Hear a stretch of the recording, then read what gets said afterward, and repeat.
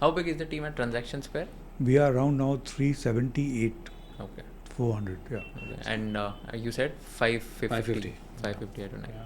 So, itni badi team, like let's say you've built over the last few years, and even at KPMG, you said when you left, 2,400 people ka team tha, and when you would have left, it must be 3,500. Yeah. More. So I'm sure, like in your career, like you've hired a lot of people, even in KPMG and even at your own companies.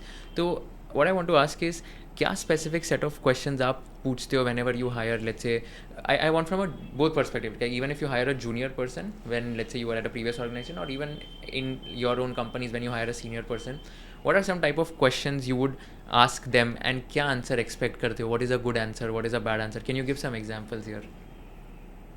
You want me to go first? Yeah, I can go first. I think at the junior level, I think clearly what is important is पहले आपका ability कि आप अपने experience को कैसे communicate कर सकते हो. कभी कभी CVs say what they have to say, but the real trick is कि आप how do you bring your experience to life. First of all, we ask questions around what is your practical kind of experience. I think the second thing at Unicus, and I don't remember what we used to do at KPMG though, is we genuinely ask very interested about ethical dilemmas. So one of our favorite questions is, what ethical dilemma have you dealt with in the last 1 year, and how did you overcome it? We love that actually. Can you give an example of a good answer? Yeah, so actually this is where the true character of a person comes in. A lot of people try to fake answers, and we love that actually. We can figure out how to fake it. I think in all of this, actually the best answer is an honest answer. Because what we are not nobody can pass value judgment के क्या right answer, because who has the thing to go to L7 to figure out के right answer क्या है. What we are looking for there is honesty and self-awareness in terms of what it is. Actually, that's really the trick. The answer is not the right answer, but how you gave the answer for us is important. I think the third question our teams kind of dig in very heavily is on a practical challenge you faced in the last 1 year, and how you dealt with it. See, they're all real issues. You can't fake this. So what we try to bring in is that what kind of experience both functionally people have gone through, what kind of emotional, integrity type of experience people have gone through, and what kind of, can they deal with adversity actually. Those are the things that we kind of look for. Just one thing before Girish comes in, I'll say, I used to say, and I've said this publicly, one of the things that used to matter a lot some time ago was IQs. And then the world got intelligent and said IQs are not enough, EQs are important. Actually, we believe that in addition to that, we call AQ, adversity quotient. How much adversity have you dealt with, and how do you come out of that adversity? Because going back to that point on agility and resilience, if you have that, you fit in. And I'll just make one more comment. At the senior level, actually, what we look for is, can you really, because as I said, for us, 500 or 550 people have come from Big Four. Super. Can you actually make that change? Or are you that guy? Can you be a Sagar Lakhani who will search for an office?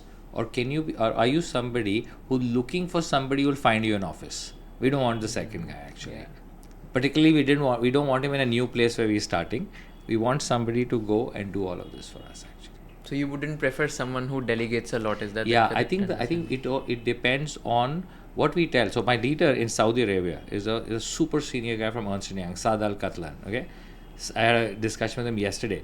Saad said that when he came in, he did not realize how much of stuff he will have to do, but what he has learned. So again, from our perspective, it doesn't matter what you came in with, but are you going to, when the job requires you to roll up your sleeves, are you willing to roll up your sleeves actually? That's really what we're looking for. Got it. Yeah. I think more or less the same, but I think what also we focus on is the culture, because we have built a particular culture and we want that to be paramount. So we don't want disruptors of our culture, however brilliant they are.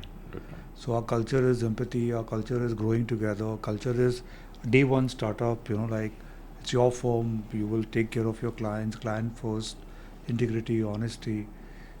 I think there are situations wherein we would tell a client, don't do this because it's not good for you, though it may not mean good business for us.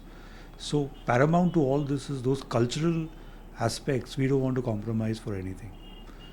So, but we come across good people, and we have found the right people, and we should not be afraid to correct also if somebody bad comes on board, because culture cannot go wrong. We can't, we don't want to be a big organizational ills. We want to be a everyday startup. So इसमें let's say if you are taking an interview of someone and आप जब किसी को interview कर रहे हैं तो उसमें आप ऐसे कोई 3-4 सवाल हो गए, if you can give us live example, क्या पूछोगे, क्या expect करोगे, that will be like very helpful for anyone who wants to apply even in your companies and even in different companies. Actually, typically, I would start with a background. How has he done his education? How has he, failed, recovered? What is the struggle he's gone through to reach where he has reached?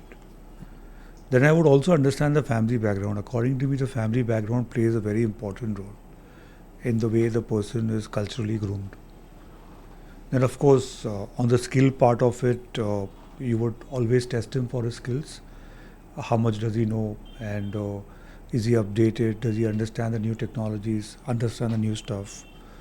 Very important, because at lower levels, functional knowledge is very, very important. You can't do it without it. Then I would actually go down to the team playing and the ability to deal with peers, the ecosystem. Is he a good team player?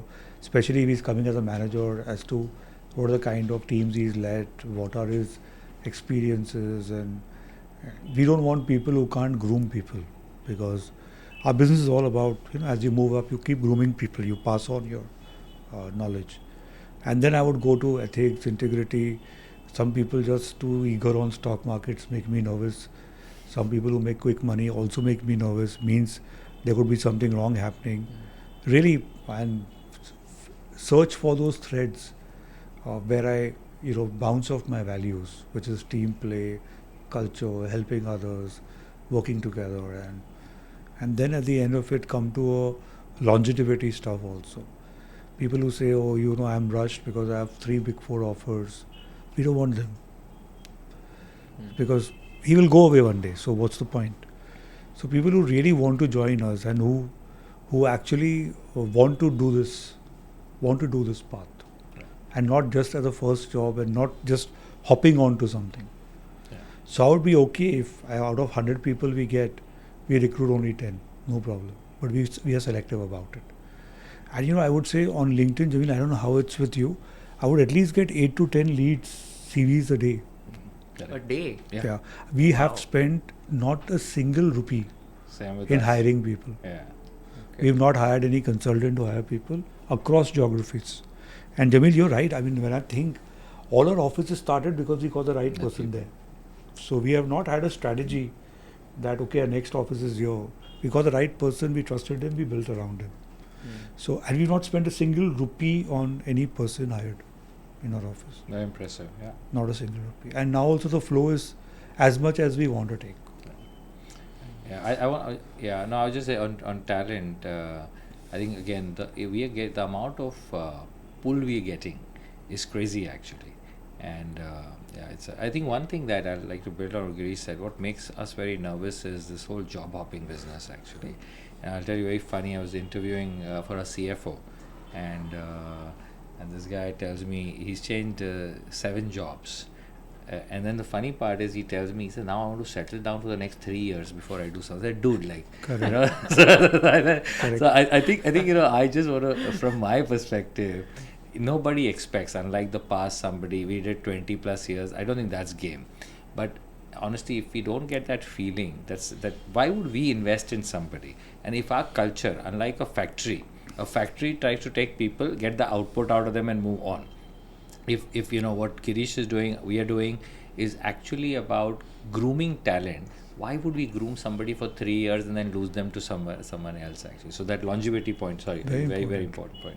If you learned something new from this video, do share it with your friends and subscribe to this channel so that we can bring you the best content possible. Also, if you want to watch this entire episode, click on the link in the description box and you can go to Kushal Lodha YouTube channel and watch the entire podcast episode. Thank you so much for watching this and have an amazing day.